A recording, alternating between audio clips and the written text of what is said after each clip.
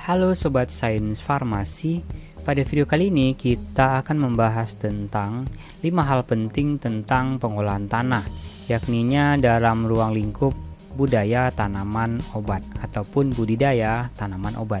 Sebagian besar tanaman obat itu diusahakan di tanah yang kering, dan pada dasarnya pengolahan tanah ini bertujuan untuk menyiapkan tempat ataupun media tumbuh yang serasi bagi pertumbuhan tanaman pada kesuburan fisik dan kesuburan kimiawinya.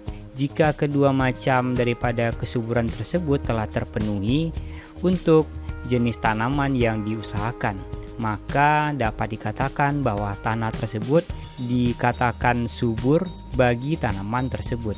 Kesuburan fisik sangat erat hubungannya dengan struktur tanah yang menggambarkan tentang susunan butiran tanah, udara, dan air, sehingga dapat menjamin aktivitas akar dalam mengambil zat-zat yang diperlukan oleh tanaman tersebut. Sedangkan kesuburan kimiawi sangat erat hubungannya dengan kemampuan tanah untuk menyediakan kebutuhan nutrisi tanaman. Kedua kesuburan tersebut saling berinteraksi dalam menentukan tingkat kesuburan bagi pertumbuhan tanaman. Di samping itu, pengolahan tanah mencakup pula dengan menghilangkan gulma yang merupakan saingan daripada tanaman tersebut dengan cara menimbun dan meratakannya dengan bahan organik yang penting bagi tanaman serta pertumbuhannya. Saluran drainase untuk mencegah terjadinya kelebihan air seperti dikehendaki oleh tanaman. Dalam pengolahan tanah, maka diperlukan waktu untuk mengingat terjadinya proses fisik, kimia, dan biologi pada tanah sehingga terbentuk suatu media yang baik bagi pertumbuhan tanaman tersebut. Berikut ini adalah beberapa hal penting yang patut diperhatikan dalam pengolahan tanah bagi tanaman obat.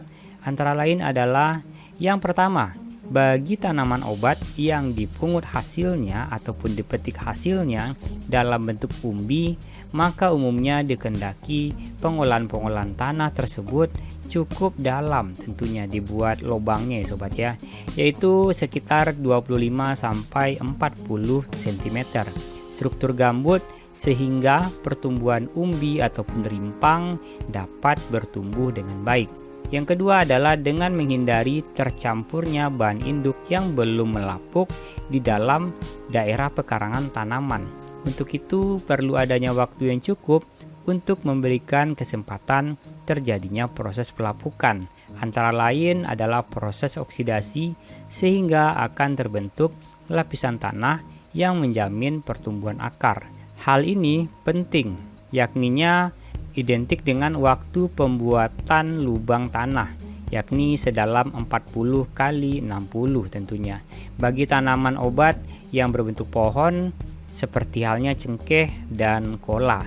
Yang ketiga adalah pembuatan teras-teras apabila tanah terlalu miring agar erosi dapat dihambat ataupun dicegah daripada kejadian tersebut.